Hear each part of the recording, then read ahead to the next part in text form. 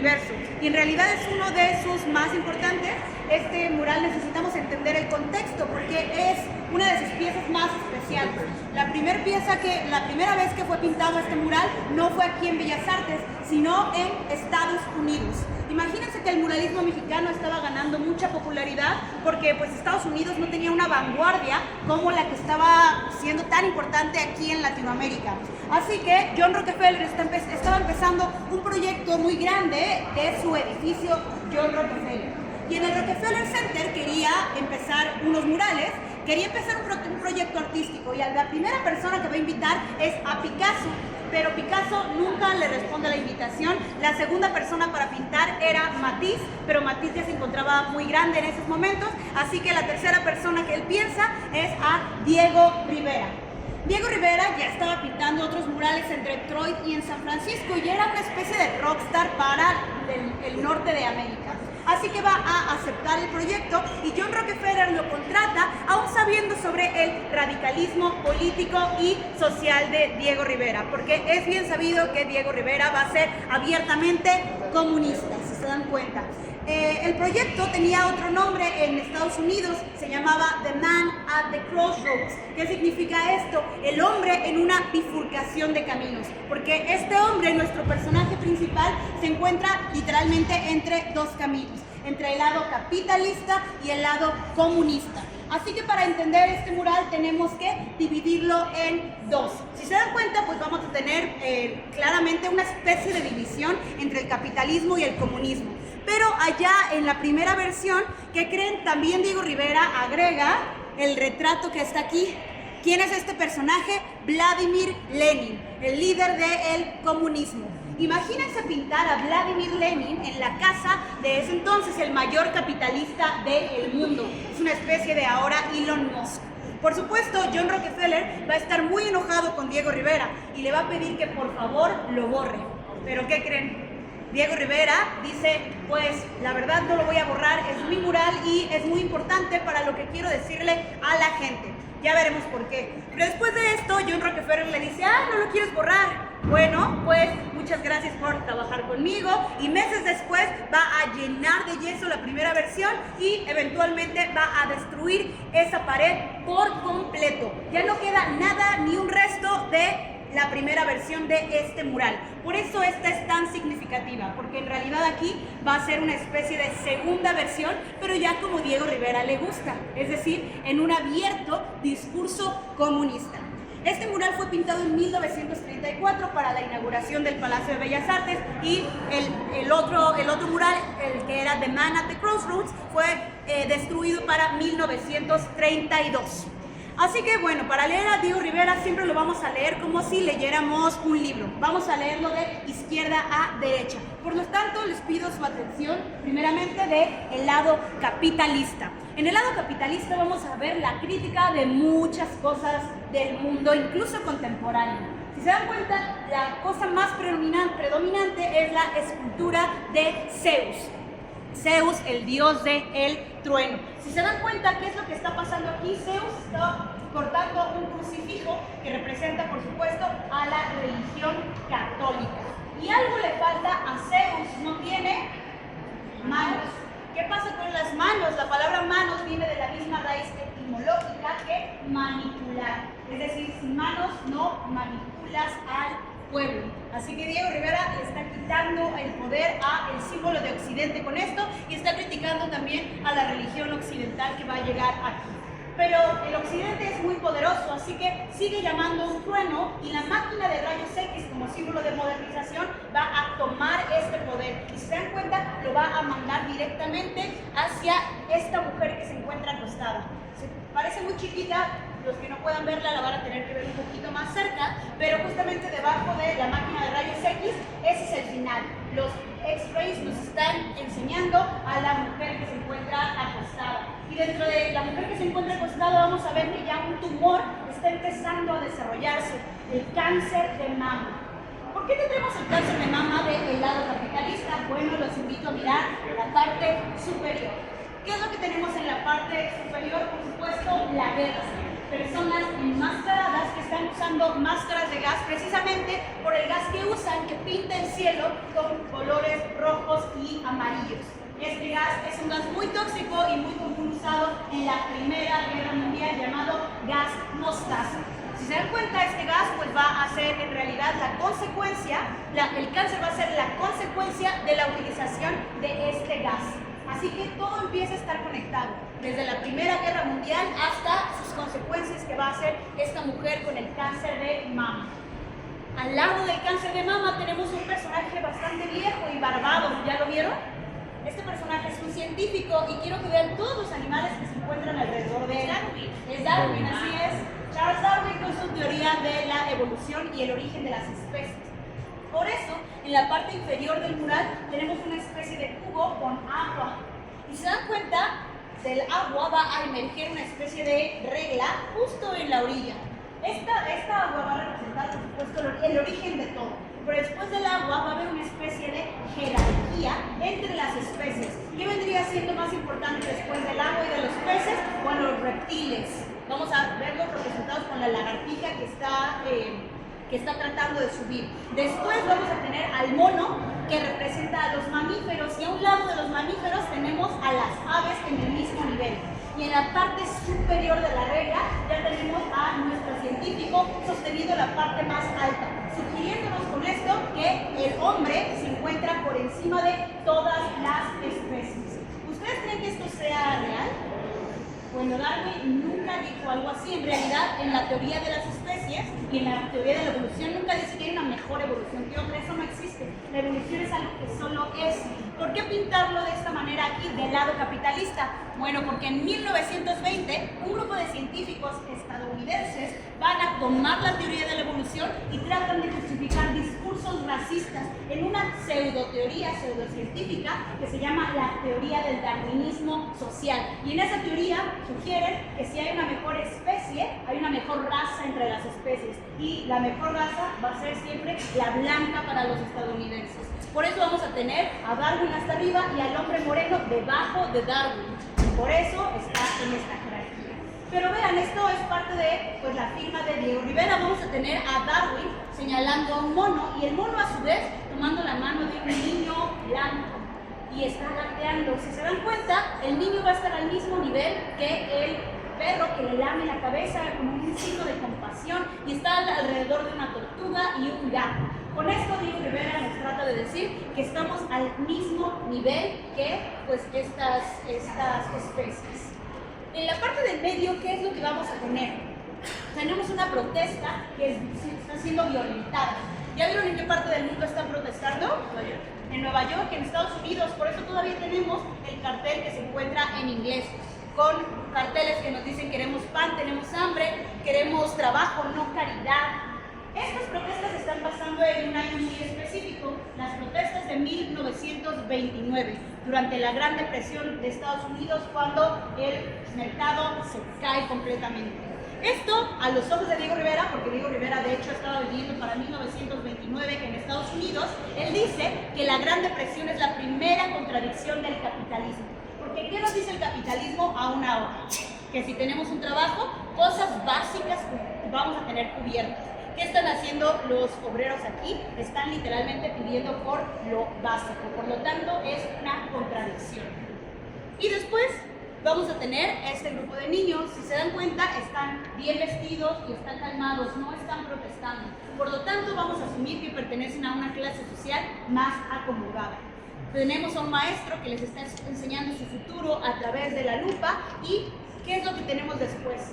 La lupa es una proyección para el futuro de estos niños y el futuro de estos niños es convertirse en la próxima aristocracia, la clase alta. Y si dan cuenta que está haciendo esta aristocracia aquí, está jugando, está bebiendo martinis, en realidad no quiere darse cuenta de lo que pasa alrededor. Si se dan cuenta, la mayoría de ellos tienen los ojos cerrados porque no son conscientes o no quieren más bien ser conscientes, porque vean, tenemos al obrero que puede verlos, pero ninguno de ellos quiere mirar ni a la guerra ni a la violencia, ¿no? Quieren mantener su propio estatus. Y tenemos un personaje muy interesante que Diego Rivera va a pintar aquí a propósito. Este hombre, con sus gafas, es nuestro amigo John Rockefeller Jr. la misma persona que le destruyó su primer mural. ¿Por qué lo tenemos aquí? Bueno, aquí va a ser la crítica a la aristocracia. La familia Rockefeller en ese momento solían ser pentecosteses, tenían votos de celibato y de no beber alcohol. ¿Qué está haciendo este hombre aquí?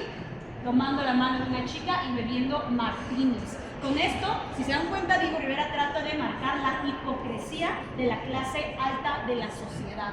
Y no solo eso, Diego Rivera todavía se quiere mofar más de él y le va a agregar otro pequeño regalo. Arriba de su cabeza, de esta burbuja, tenemos una elipse. Y es la perspectiva del microcosmos con los ojos capitalistas. ¿Pero qué creen? Aquí, en el microcosmos del capitalismo, solo tenemos viruses, enfermedades mortales y bacterias. Y hay una bacteria arriba de la cabeza de Rockefeller a propósito. Esa bacteria es la bacteria de la sífilis, porque había rumores muy fuertes en Nueva York de que este hombre célibe estaba contagiado de sífilis. Y Diego Rivera lo sabía, así que lo va a pintar aquí a propósito. Vamos a irnos a la otra elipse. Tenemos esta otra que habla del macrocosmos. Tenemos una luna y un sol. Pero el universo sabemos que es más que eso, ¿verdad? ¿Por qué? Porque con la perspectiva del capitalismo nosotros no podemos ir más allá. Estamos limitados literalmente. Si queremos ir más allá, no vamos a ver nada más que blanco y negro. Ahora los invito a ver el lado del comunismo. Esto, spoiler alert, va a ser una especie de propaganda para una esperanza al capitalismo. Vamos a empezar con las elipses.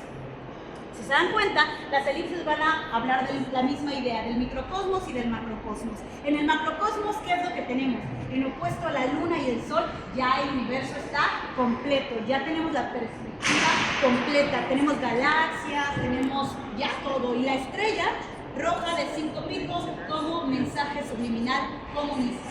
No sé si logran notar que detrás de la estrella roja de 5 picos tenemos una hoz y un martillo. ¿Ya lo vieron? Por supuesto, Diego Rivera solía firmar sus murales con la hoz y el martillo. Se está desvaneciendo, pero todavía se alcanza a ver ahí, justo trasito de la estrella roja. Después vamos a tener la otra elipse que habla del microcosmos. Y en este microcosmos, ¿qué es lo que tenemos? Tenemos un feto que está empezando a desarrollarse y tenemos un esperma que está fecundando un óvulo que nos ofrece vida, por supuesto.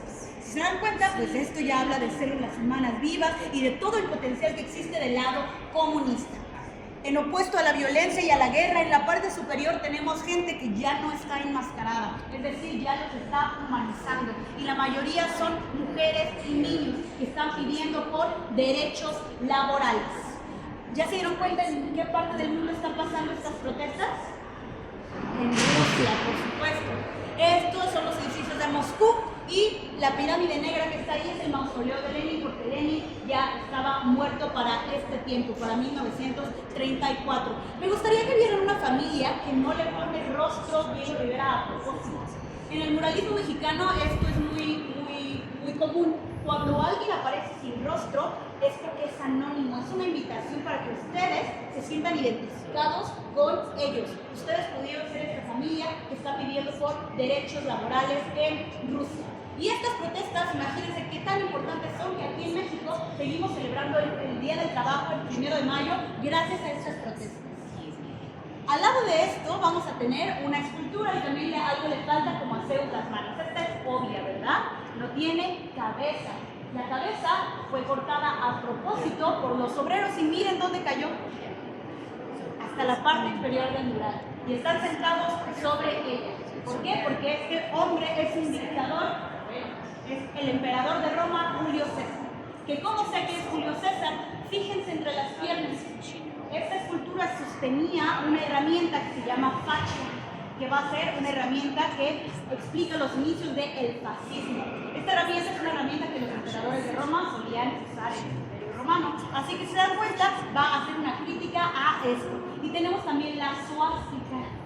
Este ya está hablando más bien como de un nazismo. ¿Por qué? Porque para 1933 Hitler y Mussolini ya se encontraban en el poder. Si se dan cuenta, estar encima de la cabeza significa que ninguna dictadura ni ningún gobierno va a estar por encima del pueblo, nunca más con el comunismo. La idealización del comunismo de Diego Rivera. Y como les decía, aquí Diego Rivera va a ser abiertamente comunista, agregando a los líderes del comunismo. De su derecha a izquierda hay muchos personajes, pero solo vamos a ver 3 importantes. El más barbado, sosteniendo su libro de El Capital, es Carlos Marx, por supuesto. Al lado de Carlos Marx tenemos a su mejor amigo Engels, y el hombre cano con lentes es León Trotsky. Un personaje muy importante para la historia de México también, porque ¿qué creen? Cuando muere Lenin y está en la disputa de poder entre Stalin y Trotsky, Trotsky va a ser un exiliado político y empieza a pedir por asilo político, y el único lugar que le da a abrir las puertas como país capitalista va a ser México, y va a llegar a México gracias a Diego Rivera y a Frida Kahlo. Así que se dan cuenta, en realidad, pues va a estar muy agradecido con México porque le salva la vida, al menos por un año. Porque vamos a ver que estos personajes sostienen este cartel. En este cartel viene una frase en diferentes idiomas. En español va a decir: proletariados de todos los países unidos por la Cuarta Internacional. Bueno, Trotsky era el líder de la Cuarta Internacional, y con lo que buscaba realmente Trotsky es hacer una especie de comunismo, pero global. Invitar a todos los trabajadores del mundo a crear una revolución y una guerra civil en sus propios países, para que de ser capitalista todo el mundo nos volvamos comunistas. Diego Rivera también pensaba en esto, él también apoyaba a la Cuarta Internacional, pero ¿qué creen? Trotsky fue asesinado aquí en su casa en Coyoacán. Así que esto va a ser una esperanza que va a quedar trunca para 1940. Pero imagínense, en esos momentos donde el nazismo está empezando a nacer, por eso los obreros van a ser pintados aquí por Diego, y también están siendo educados para mirar por la lupa de alguna manera. ¿Y qué es lo que sigue después de la lupa? ¿Cuál es el futuro que proyectan estos obreros? A Lenin. Por eso es tan importante, y por eso Diego Rivera se negó a borrar a Lenin aquí, porque ¿qué está haciendo Lenin aquí? Uniendo las manos de todas las personas en este sueño y en esta utopía que buscaba el comunismo, que es que todos fuéramos iguales. Y se dan cuenta, pesa mucho en el sentido donde está la aristocracia. Aquí vemos gente que no le importa todo lo demás, y aquí más bien vemos gente que está unida. No sé si los que estuvieron desde el principio recuerdan el cáncer de mama que estaba del otro lado. Pues ¿qué creen? Aquí tenemos otro pecho, pero ¿qué está haciendo este pecho? Este pecho está nutriendo a un bebé, ofreciéndonos otra vez vida de este lado. Seguramente se preguntarán sobre estas mujeres que están aquí. Todas llevan el mismo uniforme y parece que están moviéndose, que están haciendo deporte. Son las primeras mujeres que participan en las Olimpiadas. Son de la Unión Soviética, de la entonces Unión Soviética, por eso son caucásicas todavía. Y ahora me gustaría enfocarnos a nuestro personaje principal. ¿Quién es el hombre controlador del universo? Me gustaría que vieran sus acciones. ¿Tienen alguna idea? Mucha gente dice que es Paul Newman o un astronauta o algo así. Lo primero que quiero que noten es que es un hombre blanco, porque esto estaba pensado originalmente para los blancos, para las personas de Estados Unidos. Así que vean lo que está usando. Este hombre está usando un traje de obrero, así que es específicamente para el obrero de Estados Unidos. Ahora, me gustaría que vieran el obrero, ¿no? En promedio, es el que está sosteniendo la máquina. ¿Y la máquina qué significa? Pues la gran revolución industrial, en la que, pues en esta idea, pues las máquinas van a servirnos a nosotros. Nosotros tenemos un gran poder al mover la máquina. ¿Y qué le está dando gran poder a la máquina? Bueno, la mano morena que sostiene una esfera. Y dentro de esta esfera tenemos dos descubrimientos científicos muy importantes del siglo anterior. En la parte de arriba tenemos la teoría atómica, y en la parte de abajo tenemos la división celular, la mitosis. ¿Se dan cuenta? Por eso vamos a ver que de la ciencia va a partir la energía y va a salir con mucha fuerza, haciendo que las elipses se junten desde su perspectiva. ¿Ya notaron que las elipses no son otra cosa más que un átomo enorme? Y nosotros, como hombres controladores del universo, si nos sentimos identificados con la clase obrera, somos los hombres que controlamos el universo. Pero antes, ¿recuerdan que este hombre tenía también otro nombre? Era el hombre en una bifurcación de caminos. Este hombre todavía tiene que tomar una decisión importante. Los invito a mirar el rostro de este hombre.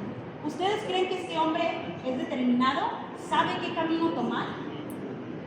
Yo diría que está confundido, diría que está triste, diría que está desesperanzado, y si se dan cuenta, mira hacia arriba. ¿Por qué mira hacia arriba? Porque tal vez reza. Y Diego Rivera, como buen agnóstico que es, les va a preguntar, ¿por qué rezan en lugar de ver todo el potencial que tienen en sus manos? Vean literalmente todo el poder que está alrededor de ustedes. Está ahora en ustedes tomar la decisión correcta. ¿Qué lugar van a tomar? ¿El capitalismo, con factos de lo que nos está pasando, o mi idealización? Es decir, los que alcancen a aceptarse. Yo creo que todavía hay lugares aquí. Perfecto. Bueno, pues vamos a seguir con este gran mural. Este mural por mucho tiempo fue el más joven del Palacio de Bellas Artes. Quien lo pintó fue Jorge González Camarena para 1960. Así que se dan cuenta, bueno, se pasa casi la cámara de fotos. ¿Perdón? ¿No es la cámara de fotos? Sí, bueno, sí. Camarena es el que inventó, bueno, González Camarena es su hermano también, quien inventó la televisión abierta. Así que es un gran dato curioso porque estos hermanos pues, van a ser muy importantes para la política de México y el mundo artístico. Pero este es más bien su hermano, Jorge González Camarena. Es estudiante de Diego Rivera, así que vamos también a ver cosas parecidas, ¿vale? Pero este mural, déjenme decirles, es mucho más sencillo que el de Diego, pero no por eso menos importante y menos bonito, ¿verdad? Vamos a tener una división. Este en realidad es un tríptico. Va a usar, como buen muralista, los recursos de la arquitectura del Palacio de Bellas Artes. Vamos a tener las columnas que las va a usar también para dividir el mural. Aquí lo que vamos a tener es un pasado, un presente y un futuro. ¿De qué? Pues de la nación de nuestro México. Vamos a empezar por entender qué es el muralismo mexicano. ¿Todos somos mexicanos? ¿No? Bueno, sabrá que hubo un dictador aquí, que es un personaje muy controversial, ¿no? Porfirio Díaz, que gracias a él tenemos el Palacio de Bellas Artes en realidad y va a dar mucho progreso en México, pero a costa del 80% de la población mexicana. 80% van a ser analfabetas y después, precisamente por eso, por las malas condiciones de vida, el campesino va a hacer la guerra civil que termina en la Revolución Mexicana. Después de la Revolución Mexicana, el gobierno va a retomar la educación de los campesinos y el secretario de Educación va a decir, ¿cómo vamos a educar a tanta gente, al 80% de la población? Bueno, pues vamos a darles imágenes que van a estar enfocadas en la reeducación y en la estructuración de que volvamos a nuestras raíces indígenas. Así que este es el mural que a mí me parece que se dirige más por lo que es en realidad el muralismo mexicano. ¿Qué es lo que tenemos en el pasado de este mural? Tenemos dos personajes, los personajes más maltratados por la historia de México. En la esquina tenemos a un hombre, es un hombre campesino que está hablando, por supuesto, de la Revolución Mexicana que pasó.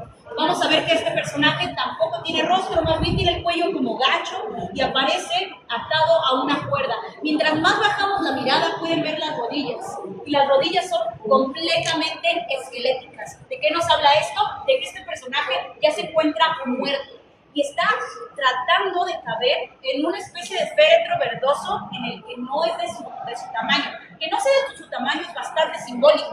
¿De qué nos habla? Que no tuvo una muerte digna este campesino. Y al lado del campesino vamos a tener a otro de los personajes más subyugados y más maltratados de la historia de México, ¿verdad? Incluso ahora, la mujer. Una mujer que nos da la espalda. Pero me gustaría que vieran el color de su piel. Un color completamente grisáceo. Si es tan grisáceo, ¿qué nos dice? Pues que este personaje también se encuentra muerto. ¿Cómo habrá muerto esta mujer? Tiene muchos símbolos en su cuerpo, pero de los más predominantes son los muslos. En los muslos tiene cuerdas rojas que nos hablan que fue atacada físicamente. Y otro en la escápula derecha, que es la letra C para los griegos. Esta letra C es usada para representar a la psicología, pero está volteada.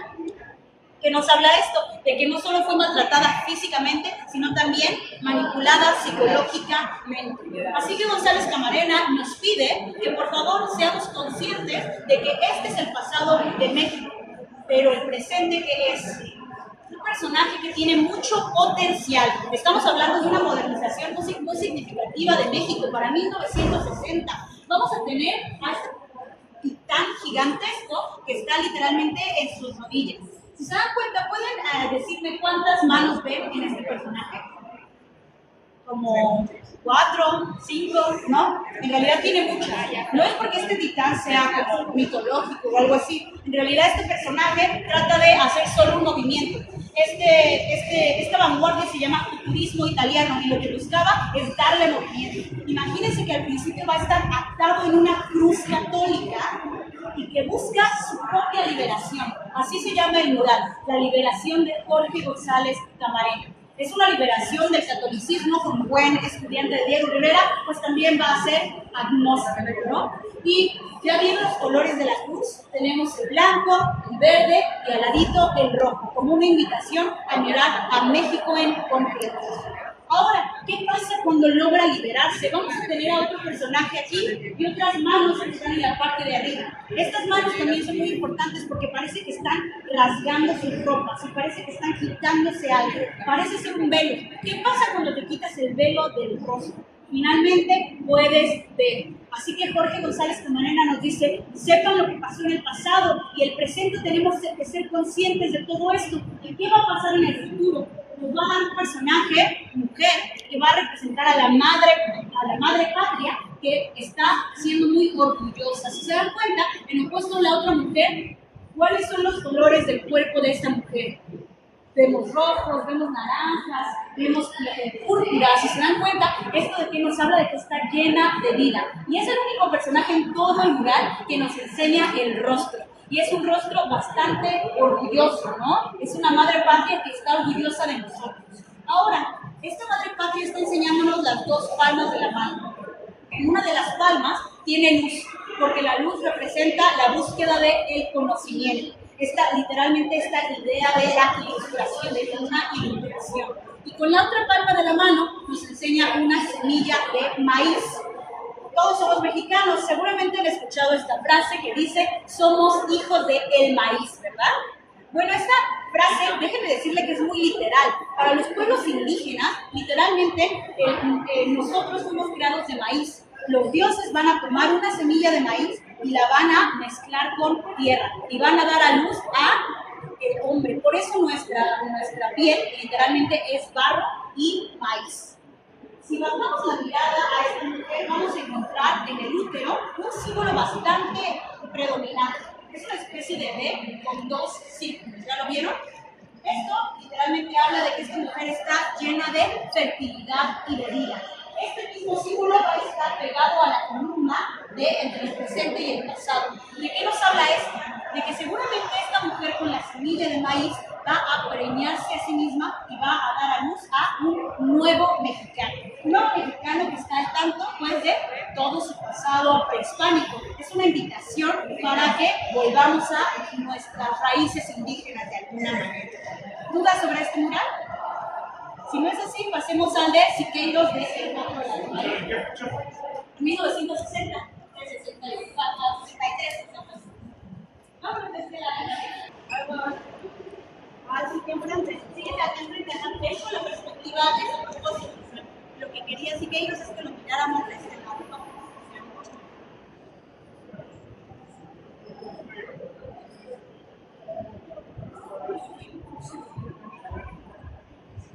El nombre de la compañía que es sí, claro.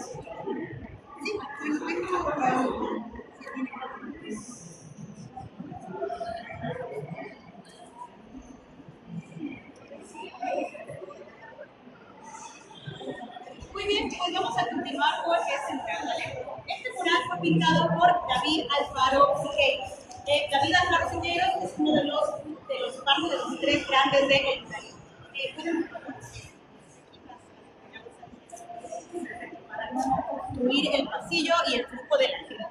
Antes de empezar con este mural, me gustaría preguntarles, ¿ustedes creen que este personaje es un hombre o una mujer? Una mujer, ¿verdad? Pero ¿qué tal los brazos tan fuertes y de la manzana de Adán? ¿Una mujer muy fuerte? Bueno, una mujer bastante masculina, ¿verdad? Bueno, en realidad esta persona es un ella. Pues ahorita ya tenemos esa conciencia, ¿no? Como de que es un personaje andrógino que va a estar mezclado en realidad, ¿no? Este personaje para no escribir muchas gracias. Muy bien, de hecho el pecho es de su esposa Angélica Arenales y la cara es de nuestro artista. Si nunca han visto a Siqueiros, físicamente, están viendo ahora su retrato, ¿verdad? Siqueiros pensaba que los dos géneros tenían que triunfar en la nueva democracia, así se llama el mural, la nueva democracia. Y esta nueva democracia está emergiendo de un volcán, ¿ya vieron? Y con esta energía del volcán sostiene dos objetos. En una mano sostiene la antorcha que va a representar la acción que necesita la nueva democracia y del otro lado la flor de loto que representa su sabiduría. Pero el símbolo más importante para entender a esta nueva democracia es el gorro rojo que está usando. ¿Alguien conoce este gorro rojo de pura casualidad?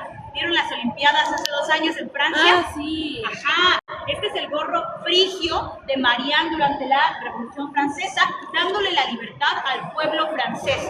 Este gorro se va a hacer muy importante en Latinoamérica después de las revoluciones, precisamente por esta búsqueda de independencia. Y me gustaría que vieran también aquí, está representando muchos brazos. En realidad, la primera persona que va a usar esta técnica del futurismo italiano de darle movimiento a las imágenes va a ser Siqueiros. Al principio, ¿qué pasa con la nueva democracia? Está encadenado, encadenado. Y después va a buscar esta libertad y cuando logra esta libertad le pega a un soldado, ¿ya vieron? Está en la parte inferior. Y este soldado es un soldado nazi. ¿Por qué sabemos que es un soldado nazi? Por el casco, por supuesto, y la sangre en las manos. Y porque este mural fue pintado 10 años después de que Diego pintara El hombre controlador del universo, para 1944, justo durante la Segunda Guerra Mundial. Me gustaría que vieran que este mural también es un tríptico, pero los otros paneles están un poquito más separados. Estos paneles fueron agregados después, para 1945. ¿Qué pasa en 1945? Se termina la Segunda Guerra Mundial. Así que es un tributo a las víctimas. El panel que se encuentra de su lado izquierdo se llama Víctimas de la Segunda Guerra Mundial. Y literalmente tenemos gente anónima porque pudo haber sido cualquiera de nosotros, pero tenemos que estar en una especie de purificación y de putrefacción al mismo tiempo. ¿Qué tenemos en el panel de la derecha? Tenemos las víctimas del fascismo, porque representa a un hombre fuerte que ha sido lastimado. No importa qué tan fuerte seas, estas ideas van a afectarte y lastimarte de alguna u otra manera. Me gustaría hacer un juego con ustedes. Tenemos la perspectiva de toda la sala desde aquí. Me gustaría que compararan este mural con el resto de los otros en el Palacio de Bellas Artes. ¿Cuál es la diferencia principal que encuentran aquí? El sufrimiento. El movimiento, otra cosa. Una cosa muy sencilla en realidad. Parece que viene, ¿no? Sí. ¿Pueden ver que es el mural más grande del Palacio de Bellas Artes? Este fue pintado en el techo. ¿Esto de qué nos habla? Déjenme spoilearlos un poquito y seguramente también pues ponerlos un poquito tristes. Estamos en la exposición del muralismo mexicano, pero no todos son murales. De hecho, los únicos que son murales reales en el Palacio de Bellas Artes son los que pintó Siqueiros. Los otros que creen el de Diego Rivera, el de Orozco, el de Camarena, son pintados en lienzo. Es decir, se pueden quitar. La palabra muralismo viene del muro, tiene que ser un fresco, parte de la pared. ¿Por qué no los pintaron en la pared como Siqueiros? Bueno, porque Diego Rivera fue censurado antes, también Orozco. Si algo pasaba con el gobierno, querían poder tener la posibilidad de quitar sus propias piezas. Como Siqueiros va a pintar aquí 10 años después, él dice, yo sé que ya no le va a pasar nada a mi trabajo, así que decide pintarlo aquí. ¿Pero qué creen? Estamos en una zona sísmica. Todo lo que le pase al edificio del Palacio de Bellas Artes también le pasa a su mural. Así que es el mural más caro de restaurar en el Palacio de Bellas Artes. Otra cosa que me gustaría que notaran de Siqueiros. Siqueiros es uno de mis favoritos porque no lo reconocemos como tal, pero es un personaje que siempre va a buscar innovar con sus pinturas. En este sentido, va a innovar con los materiales, va a pintar con materiales industriales. Si se dan cuenta, los de Siqueiros van a ser mucho más vibrantes que el resto de los otros murales. ¿Por qué? Porque va a pintar con piroxilina. ¿Alguien sabe qué es la piroxilina? Es todavía el material que usamos aún ahora para pintar las bolas de boliche, los aviones y los carros. ¿Por qué? Pues para mantener mejor el mural en condiciones. Esto literalmente es aerosol. Estamos viendo al primer grafitero de México. no lo conocemos como grafitero. Por supuesto, esto fue mucho antes que Banksy en Estados Unidos, pero pues de alguna manera va a ser literalmente aerosol. Siqueiros va a hacer sus propias latas de spray para pintar aquí. Por eso Siqueiros es tan importante y tan controversial en la historia de México, porque aún así que va a ser muy innovador, también va a ser bastante político. Yo sé que todos parecen políticos, pero Siqueiros yo sí voy a decir que es el más político. Cuando fue la Revolución Mexicana, él fue un soldado y mató gente y vio gente morir. Así que él dice que su lado artístico está muy conectado al político. Pero él, al contrario de Diego Rivera, no apoya a Trotsky, él apoya a Stalin. Se fue a la Guerra Civil Española y ahí va a conocer a los rusos y al mismísimo Stalin. Así que Stalin, cuando Trotsky está aquí pidiendo por asilo político, le va a pedir a Siqueiros: yo quiero que tú asesines a Trotsky. Y así lo va a intentar. Siqueiros también es conocido como hacer el primer intento de asesinato contra Trotsky. Si van a la casa de Trotsky en Coyoacán, les recomiendo que vayan. Literalmente hay todavía pues como balas de la metralleta que usó Siqueiros para intentar matar a Trotsky. No lo mata él, sorprendentemente sobrevive su familia y todos. Pero entonces quien realmente va a hacer el asesinato es Ramón Mercader en el futuro. Pero precisamente por este intento de asesinato se va y se escapa a Chile y Argentina con ayuda de otro estalinista, que seguramente como mexicanos todos conocemos, Pablo Neruda, un poeta chileno que también era estalinista. Y ayuda a escapar a Siqueiros para 1940, pero ¿qué creen? El gobierno mexicano dice: ¡ay, Siqueiros! Siqueiros es uno de nuestros artistas favoritos. No mató a Trotsky, así que hay que perdonarlo. Y este fue pintado en 1944, 4 años después de ese intento de asesinato. ¿Dudas sobre este mural o sobre Siqueiros? ¿No? Vámonos a Orozco, ¿vale?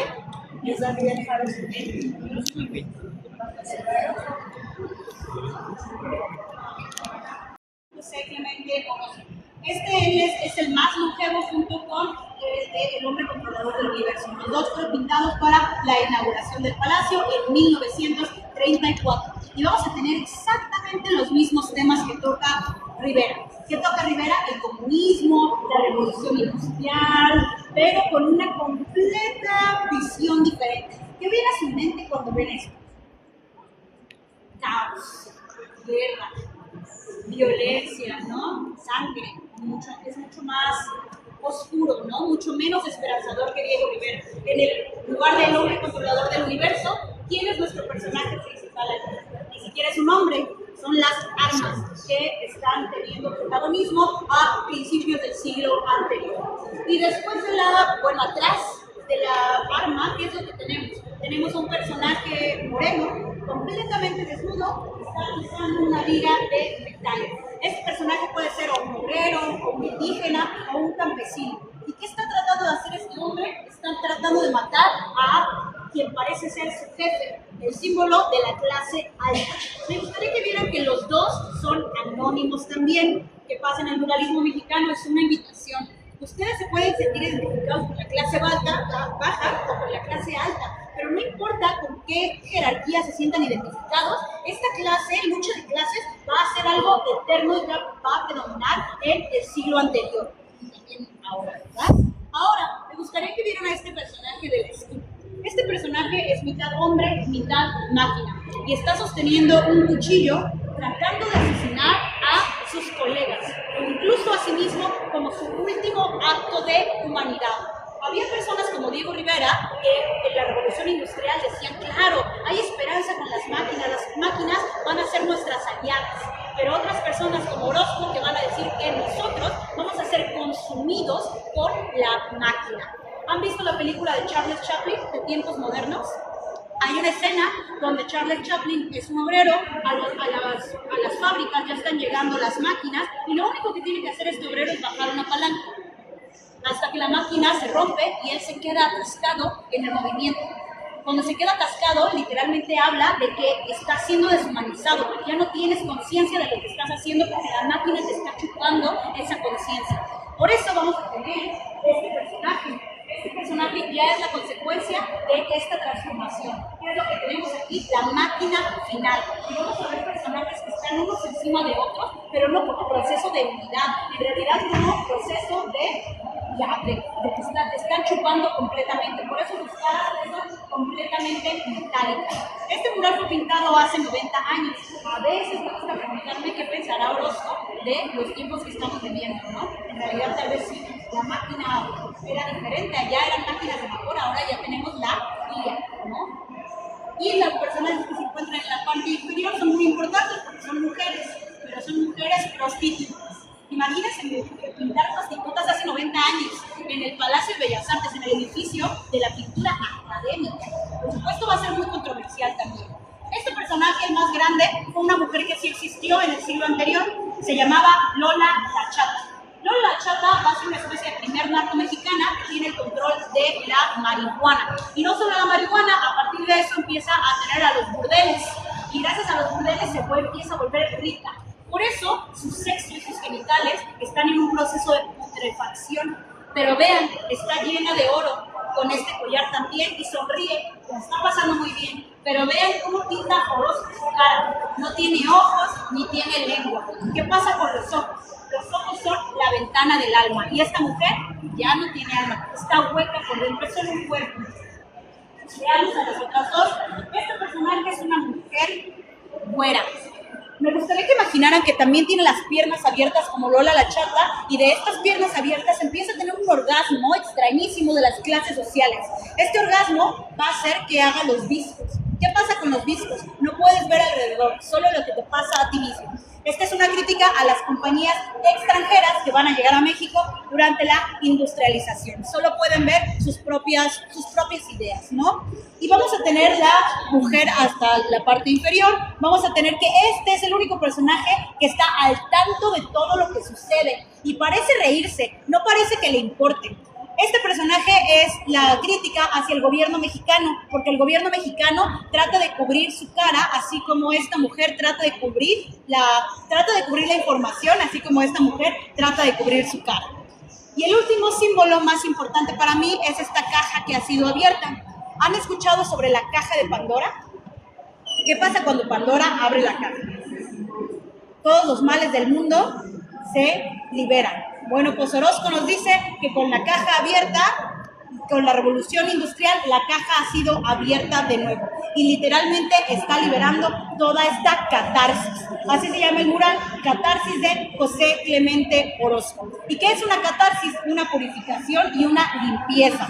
¿Qué está pasando hasta la parte superior del mural?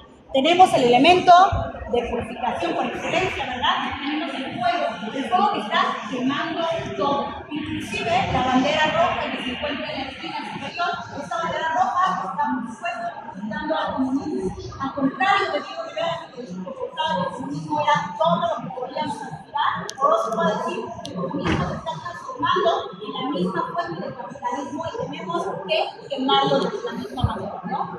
Ahora, si se dan cuenta, pues Diego Rivera y Orozco y su texto van a ser políticamente muy diferentes.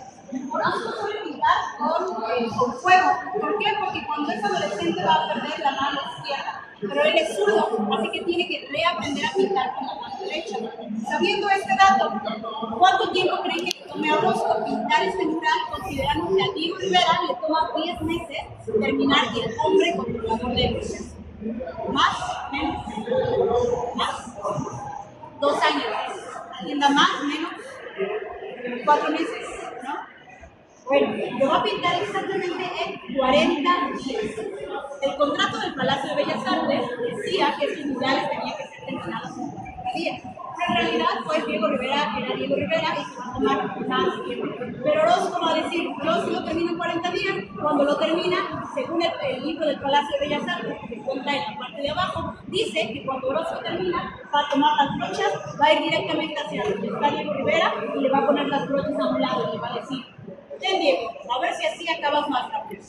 Como pueden ver, son más bien como rivales artísticos. En realidad, los 3 grandes del muralismo nunca van a tener una gran relación, ¿no? Porque Chilecosa es a Trotsky, así que Orozco no va a ser abiertamente. ¿Alguna duda de esto, mural? Si no es así, déjenme presentarme. Yo me llamo Delta, soy parte de este grupo de Educando con Cultura. En realidad tenemos más tours en la Ciudad de México, tenemos tours en muchos otros lugares, museos, poesía, y este es nuestro tour más corto y solo pedimos una cooperación voluntaria. Si algo les